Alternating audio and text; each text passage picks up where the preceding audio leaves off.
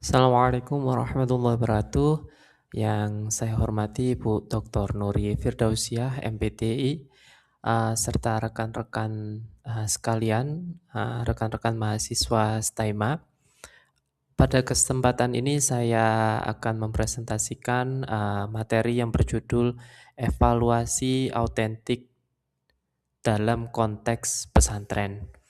Nah, tema ini penting karena pendidikan pesantren tidak hanya menekankan penguasaan ilmu, tetapi juga pembentuk akhlak dan praktek nyata dalam kehidupan santri di setiap harinya.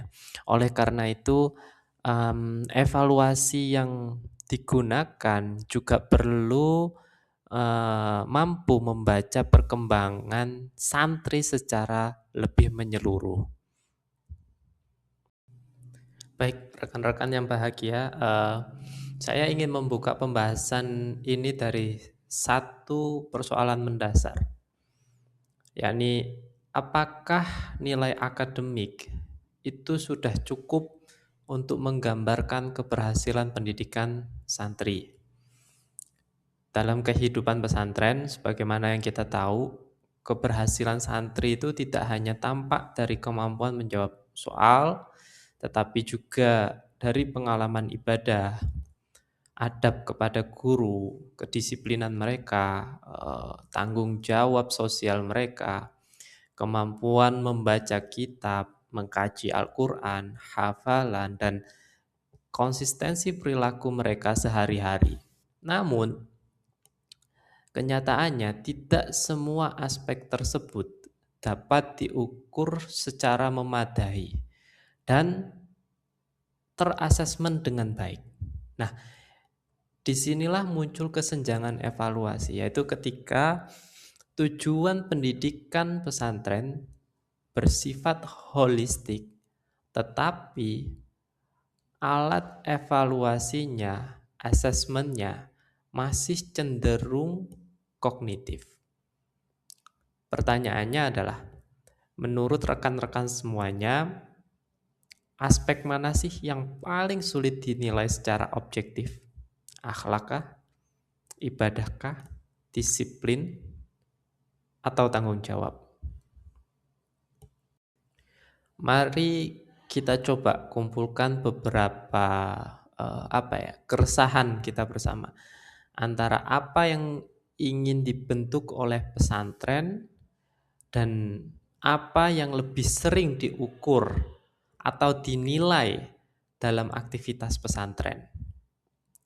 Sebagaimana yang kita tahu juga, pesantren itu secara umum ingin membentuk santrinya untuk berilmu, berakhlak, disiplin, serta mampu mengamalkan ajaran-ajaran agama dengan baik.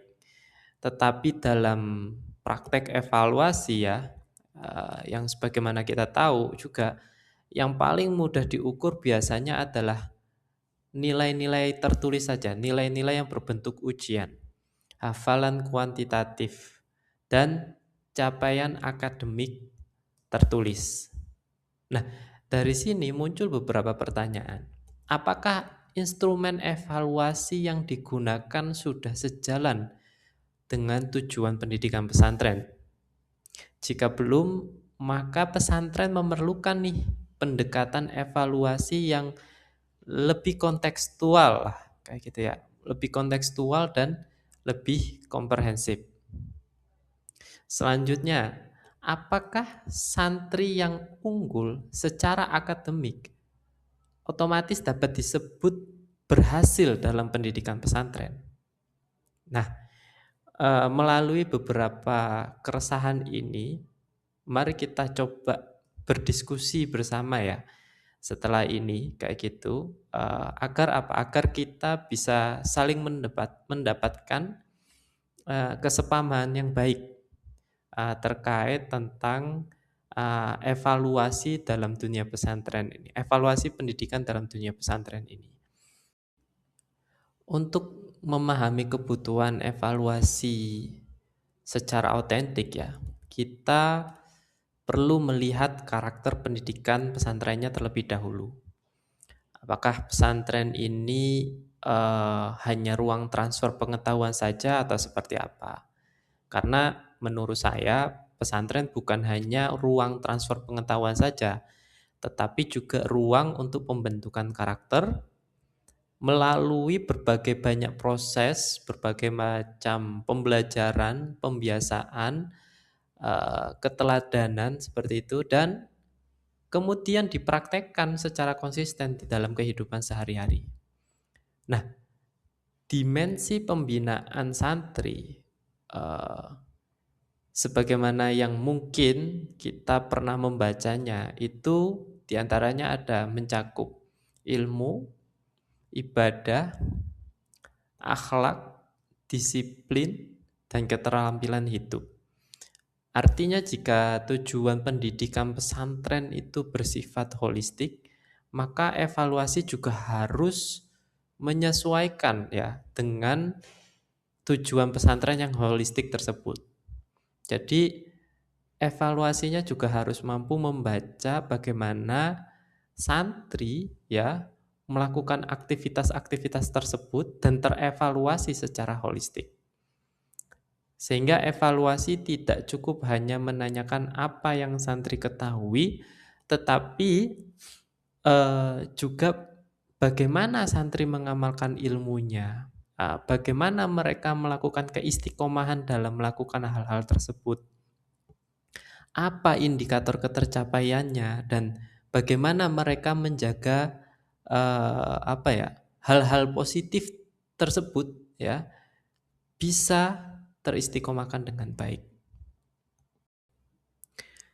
Oke, oleh karena itu mungkin sebagai bentuk kita mengawali pembahasan ini ya, selain dengan keresahan dan pertanyaan-pertanyaan tadi, saya juga ingin menyampaikan mungkin salah satu konsep atau teori dari evaluasi autentik ini sendiri. Evaluasi otentik ini merupakan pendekatan penilaian yang mengukur kemampuan peserta didik dalam menerapkan pengetahuan, sikap, dan keterampilan pada konteks nyata. Dalam konteks pesantren, pendekatan ini relevan karena santri tidak hanya dituntut memahami ilmu agama saja, tetapi juga menghidupkan ruang-ruang keilmuan tersebut ya dalam konteks perilaku sehari-hari. Nah, pada hal ini ada tiga fokus penting, dalam evaluasi autentik. Yang pertama adalah knowing, yaitu apa sih yang diketahui santri, kayak gitu ya. Terus yang kedua doing, yaitu apa yang mampu dilakukan santri, dan yang terakhir yaitu being, bagaimana sikap dan karakter santri terbentuk. Teknik yang dapat digunakan antara lain observasi, penilaian kinerja, portofolio, dan penilaian diri. Nah, ini hanya beberapa teknik dari alternatif teknik ya, beberapa alternatif teknik yang ada di sebaran referensi kayak gitu. Sehingga opsi-opsi ini bisa menjadi opsi awal kita untuk melakukan sebuah tindakan untuk pembaharuan dalam evaluasi autentik di lembaga kependidikan pesantren. Selanjutnya, evaluasi autentik relevan dengan pendidikan pesantren karena keduanya memiliki orientasi yang sama, yaitu membentuk pribadi santri secara utuh, sedangkan pesantren mendidik melalui pembelajaran, pembiasaan, keteladanan, dan praktik kehidupan yang nyata. Maka penilaiannya juga harus mampu membaca dimensi-dimensi tersebut. Ilmu dapat dinilai melalui pemahaman kitab, hafalan, dan tugas akademik. Ibadah dapat dinilai melalui praktek dan konsistensi. Akhlak dapat diamati melalui adab dan interaksi sosial, sedangkan keterampilan dapat dinilai melalui tanggung jawab, kinerja, dan portofolio. Dengan demikian, Evaluasi autentik menjadi pendekatan yang selaras dengan karakter pendidikan pesantren saat ini. Untuk pengimplementasiannya, evaluasi autentik di pesantren dapat dilakukan melalui beberapa bentuk. Pertama, penilaian kinerja, misalnya praktek wudhu, sholat, membaca Al-Quran, seperti itu ya. Nah, yang kedua, observasi sikap, seperti kedisiplinan, tanggung jawab, adab, dan interaksi sosial. Ketiga, melalui portofolio, berupa catatan belajar, hafalan, tugas, dan karya santri. Keempat, penilaian diri, yaitu refleksi santri terhadap perkembangan ibadah dan akhlaknya. Dan yang kelima, umpan balik guru sebagai dasar pembinaan yang berkelanjutan, ya. Jadi tidak hanya satu arah tetapi bisa saling saling menguatkan.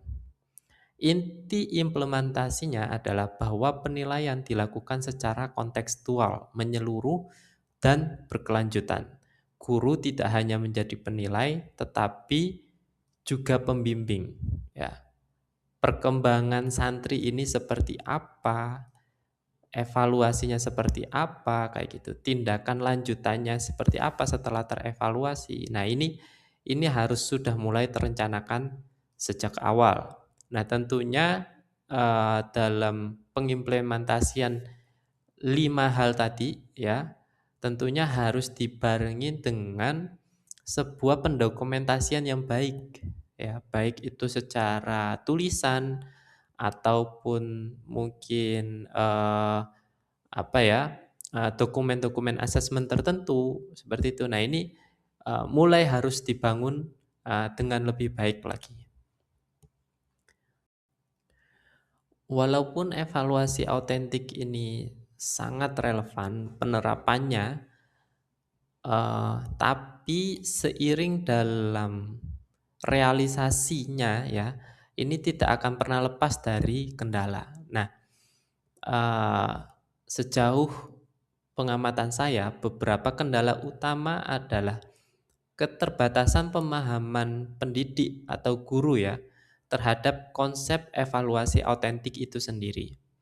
Ya, yang selanjutnya adalah keterbatasan waktu untuk melakukan observasi karena beban keadministrasian guru seperti itu. Kemudian belum tersedianya instrumen penilaian yang memadai karena tadi ya mungkin belum adanya pelatihan ya yang terstandar seperti itu, serta potensial subjektivitas dalam menilai sikap. Nah, ini sangat penting.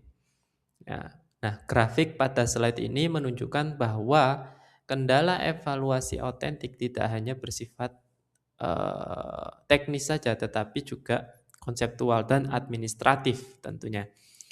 Implikasinya, tanpa instrumen yang jelas, dukungan waktu, dan peningkatan kompetensi guru, evaluasi ini akan berisiko menjadi tidak konsisten dan kurang akuntabel.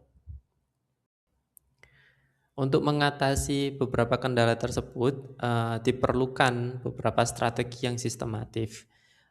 Yang pertama, kami menawarkan peningkatan kompetensi guru melalui pelatihan, workshop, dan pendampingan. Yang kedua, standarisasi instrumen melalui rubrik, format, observasi, dan panduan penilaian yang jelas. Ketiga, pemanfaatan teknologi untuk pendokumentasian, pencatatan secara digital, kayak gitu ya. Pendokumentasian portofolio dan rekap-rekap nilai yang eh, jauh lebih kreatif ya. Keempat, kolaborasi multi pihak antara guru, pengelola pesantren, dan orang tua mungkin ya, seperti itu.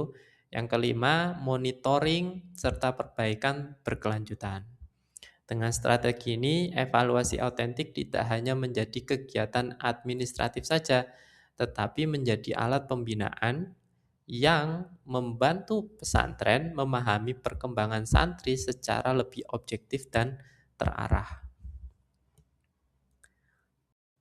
Selanjutnya pada slide ini kami coba menawarkan model rekomendasi berupa rubrik ya, rubrik evaluasi autentik pesantren. Ya, tujuannya adalah eh, menerjemahkan tujuan pendidikan pesantren tadi ya, yang menjadi indikator yang agar bisa lebih terukur, kontekstual dan dapat ditindaklanjutin. Nah, rubrik ini juga sudah mencakup 5 aspek yang di awal tadi yang menjadi perbincangan kita di awal, yaitu di mana di situ sudah ada ilmu, ibadah, akhlak, disiplin dan portofolio ya. Jadi setiap aspek memiliki indikatornya, teknik penilaiannya, bukti, dan skor. Misalnya di aspek ibadah, nah ini dapat dinilai melalui praktek wudhu, sholat, membaca Al-Quran dengan bukti berupa rubrik praktek, ya.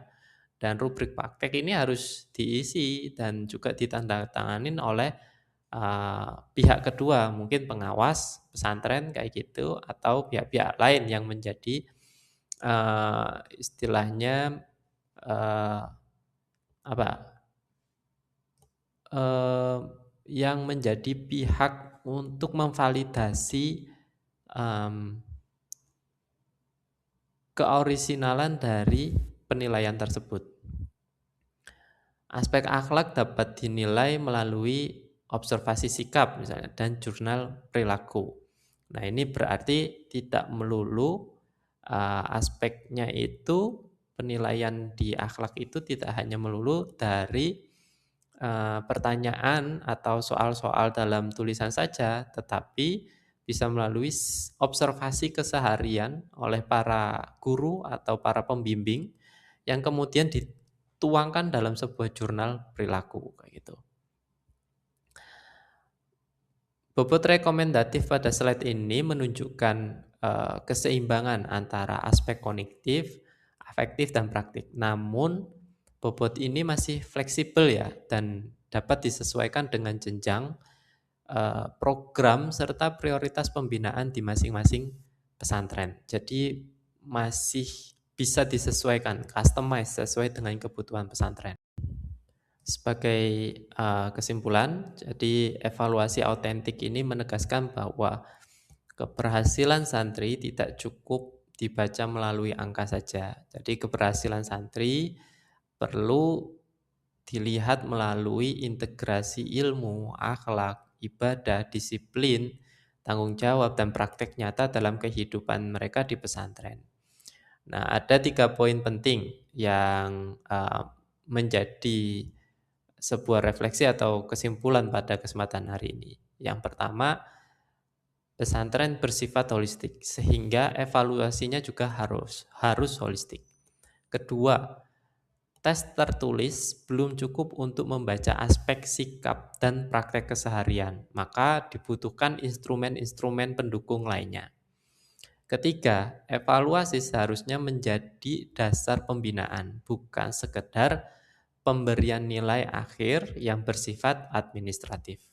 Dengan demikian, evaluasi autentik bukan hanya alat ukur saja, tetapi juga instrumen pembinaan.